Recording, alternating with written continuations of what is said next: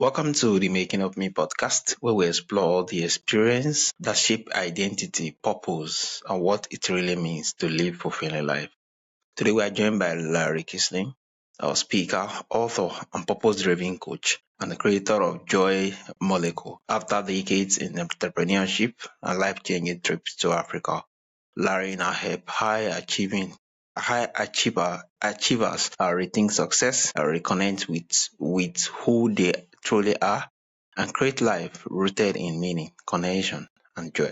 It's really a pleasure having you on the show, Larry. Thank you, Arrow. It's a pleasure to be here, and I hope that life is treating you well in Yeah, Nigeria. I have not been to Nigeria. I've been to Uganda and Kenya, and I find the people that I met there were absolutely fascinating, and I've met many Ugandans and Kenyans here in the United States as well. And just about everybody I've met has just had a beautifully warm yeah, and generous heart. So it's been a pleasure. yeah, amazing. Good to have you here. So, Larry, what are some of the challenges that shape you into who you are today? How did I get here?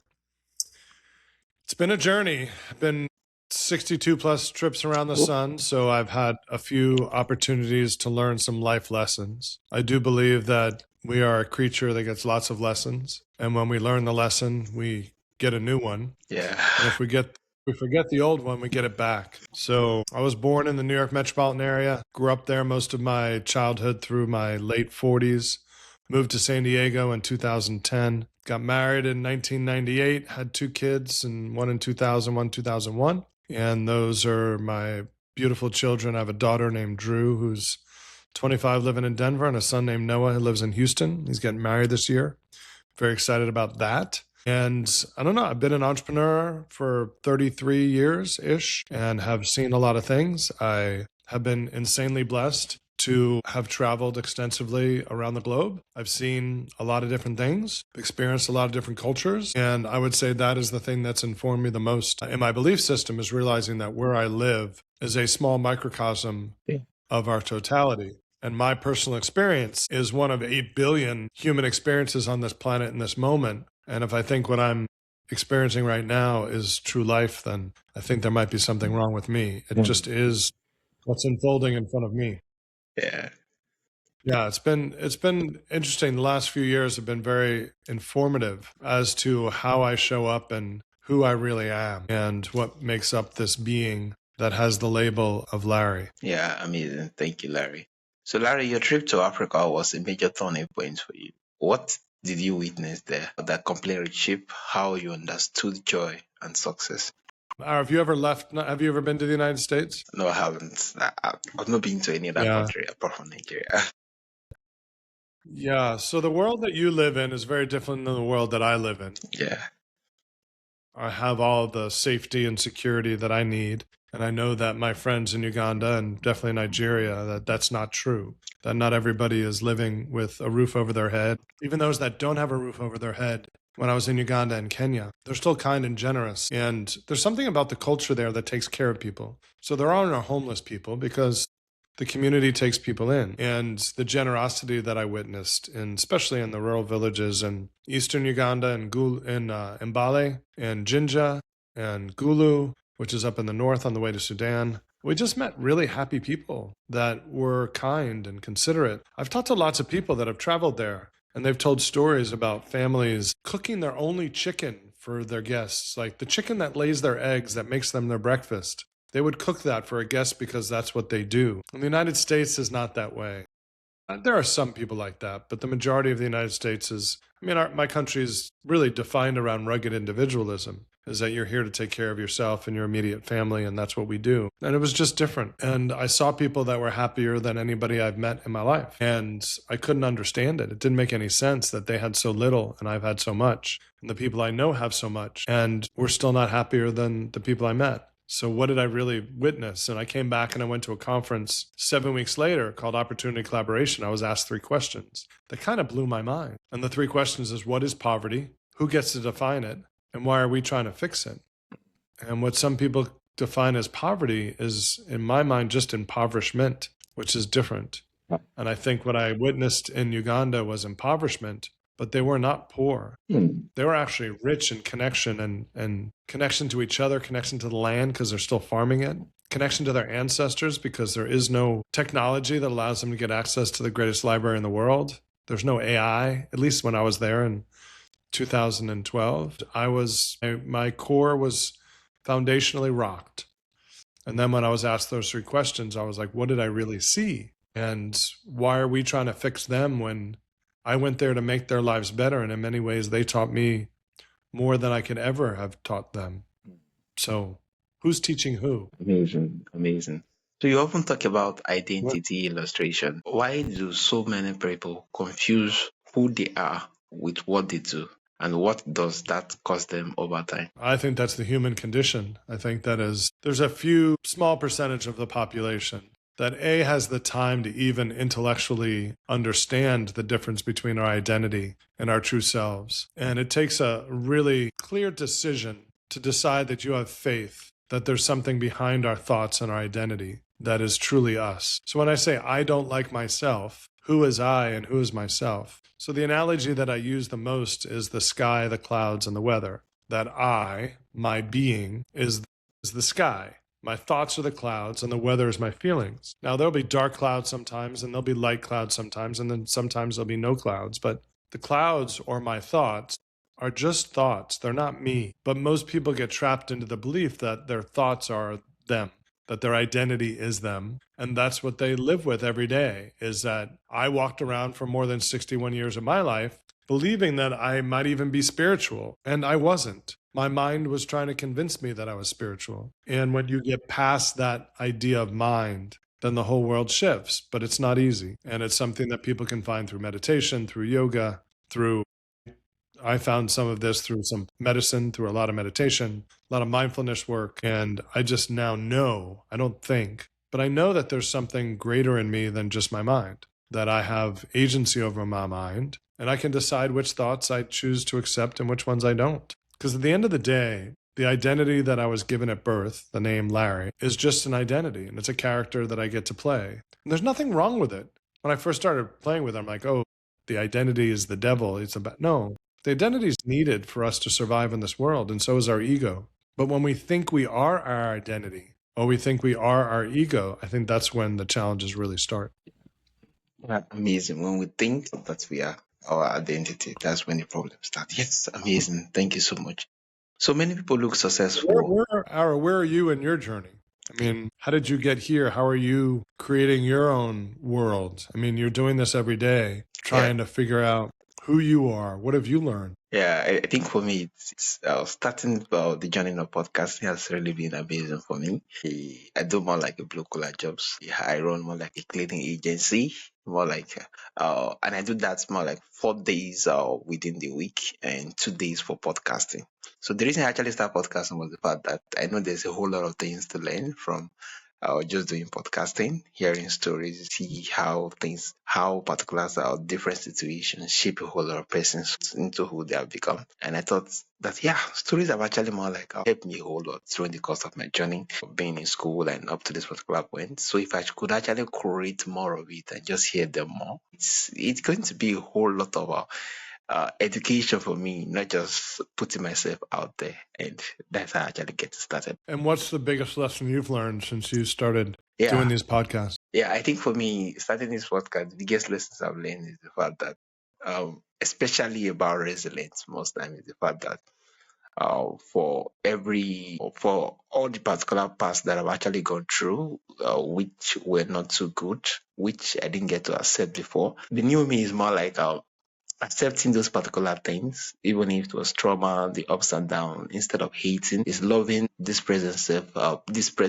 current self of mine, and accepting everything that I went on those particular period, and other than feeling guilty, other than pushing them away, is accepting it and thinking of which better way could I actually more like engage my current self towards maximizing my goals and aspirations. Yeah, well, the world's unfolding perfectly every day, right? It's just not meeting our expectations. I mean, that's one of Michael Singer's favorite quotes, and I agree with that 1,000%, is that this planet that we're spinning on has been here for 13.5 billion years, and we are a mere blink of an eye of humans by them. Just humans on this planet are a fraction of a fraction of a fraction Yeah. of eternity that's happened on the planet. There were dinosaurs here before us, and there'll be times when there'll be no humans on this planet because that planet won't be able to sustain human life because I think we're destroying it. But I don't think it'll happen in my lifetime. We are a strange creature. Yeah, I think when you just said it's not going to happen in your lifetime, it just got me. I don't know, but we just hope more like before those things gets to happen. I just hope it will be my lifetime. But it's really amazing having you on the show. So Larry, you've actually coached many entrepreneurs and high achievers. What pattern did you see when it comes to burnout or the fear of not enough and the constant chase for more? Well, I think it's mostly our training. We get thousands and thousands of messages a day that explain to us how we're supposed to live. And I'm not sure there's a lot of people that know how we're supposed to live. And it's all about gaining more. So the culture that I live in is all, as I said before, rugged individualism and go get to the top of the mountain and achieve and win. Yet the path that I've been on the last few years is I don't know if I care about that. I'd rather find peace than win, because what is winning? At what expense? Against who? For what reasons? Why do if there's a winner, there might be a loser. And I'm not sure I believe in that at this point in my life. So we're all just here and we get to exist and experience this planet the best we know how. And at this point in time, I am experiencing the planet as a beautiful place with a lot of challenges. And when I went to Africa, I thought that I was going to go travel the world to make change. And when I was asked those three questions, what is poverty? Who gets to define it? Why are we trying to fix it? I think the reason we go to Africa, Americans, to go to Africa to fix it, is because it makes us feel better. And we want you to look more like us to make us feel better. And honestly, I'm not sure that's true. If you act more like us, I'm not sure we'd be better. Yeah. So I'm realizing that most of the change that needs to happen in my world needs to happen in my backyard. So over the last 10 years, I've been focusing purely on San Diego, which is where I live, which is a beautiful place. I don't know why I'd want to get on an airplane to go fix other places when there's enough things here that need to be supported and helped. So I work a lot with teen boys. There's a program called Boys to Men here in San Diego. I work with the Challenged Athletes Foundation, and I do a lot of things to help people on their journey. Yeah, amazing. And it's been really fascinating for me. Wow. Amazing. Thanks for all you do, Larry. So you also speak openly about fatherhood and supporting adult children, just so you make reference of, without control. What has the journey taught you about love, presence, and letting go? Wow. Well, I got one child who's about to get married and another one who's been through some major shifts in her life in the last 6 months. And my opportunity is to watch them on their journey. I'm not here to fix it. I'm not here to make it better. I can explain what I see and I can help them try and understand what it is that I'm observing, but it's their journey and they have all of their own answers. My answers are mine. My parents it was funny because when my kids were growing up, my dad would give me advice and I would just say to him, you had your chance to screw me up. Now give me my chance to screw up my kids. Because at the end of the day, no matter what, no matter how good a parent you are, there's going to be challenges with your child. Because you can't be the perfect child because you have no idea what's going on inside their head. And you're not going to be able to control everything. And the truth is, you want them to struggle. The struggle is what makes us stronger. We talked earlier about identity and how we create identity and who we really are. And our identity is really useful in early stages of life to figure out how to survive in our environment. When somebody smiles, that's a good thing. We want to do more of that. When somebody gets mad and angry, we want to do less of that. So we build this identity. And by the time we're 18 to 20, I'm not sure how much of that identity we really need anymore. We're so capable to handle so much more, so much stress, so much more of a lot of things, but we keep this armor on, this identity that we wear as if it were us, when at the end of the day, it's no longer needed. When I work with my clients, I talk to them about their inner child. That was very useful for them when they were young, but now that they're an adult, they don't need it anymore. So that being, that inner child that was driving the car, can now go into the back seat and doesn't need to be driving anymore. He can stay in the car.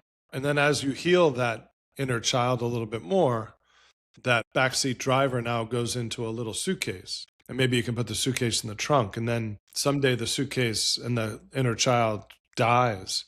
Now you can put his ashes in an urn or in a little box in the trunk. So they're getting further and further behind us because those are our inner wounds. Those are the things that cause us pain. And the rest of it is just an opportunity for being present.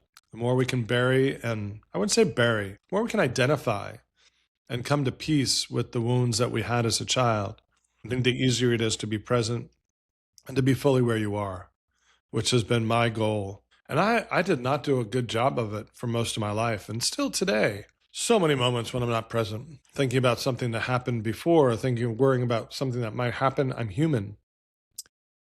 But I can catch myself doing it and realize that it's not truth. Thank you so much. So finally, for someone listening who feels stuck in survival mode or question their purpose, what is one small step they can take today to feel more grounded and enough? I'll give you two things. First of all, stop looking outside for all the answers. All the answers are inside us. And the second thing is to simply notice that there's a problem in the first place. Every change starts with awareness, simply noticing that there's a problem. If you don't think there's a problem, there's no way to address the problem. So you can look at somebody and say, you have something going on and your leg looks like it's broken. No, it's not broken. Well, it looks like it's broken, and it's broken. They're on crutches and it's broken, and no, it's not. So if nobody's going to admit that they have a problem, that's a hard thing. But the one thing that I've looked at in my life is to find people that own their own feelings. So what I learned early on in my development from my mom, who's a clinical psychotherapist, she says, nobody has the power to make you feel anything. What happens is that you feel because they did something that hit some wound inside of you, and you feel. So I had a situation with my girlfriend, and something happened, and I felt uncared for. And I had a conversation saying I felt uncared for. In my old self, I would have said, you didn't care for me. You didn't take care of me. But that's not what happened. What happened is she did what she did. I gave it meaning. My meaning was, you don't care for me. But that made me feel like I was uncared for. So what the truth is, she really does care about me. And she loves me dearly, and I love her dearly. And the truth is that I wasn't uncared for, but I felt uncared for. And that's my feeling. So when somebody says, you made me angry, no, I didn't make you angry. I did stuff, and it caused you to get triggered. And I agree that the anger is real, but I didn't stand here and say, I'm trying to make you angry. And until somebody owns their own feelings, it's impossible to have a peaceful conversation around what you're feeling at this moment, unless you can own your own feelings. Because if you're blaming the other person, there's nowhere to go. There's nothing to, all you can do is say, well, you made me angry. Don't do that anymore. If you own your own feelings, you got three options. The person who owns the feeling can say, I'm going to heal this wound so I no longer feel that way from your action. Two, can you please adapt your behavior to make my inner wound feel better so that it doesn't get rubbed as much? Or you can do both. And the ideal is to do both. One person says, oh, I understand why that happened. I understand what you're saying, and I'm sorry that you feel that way.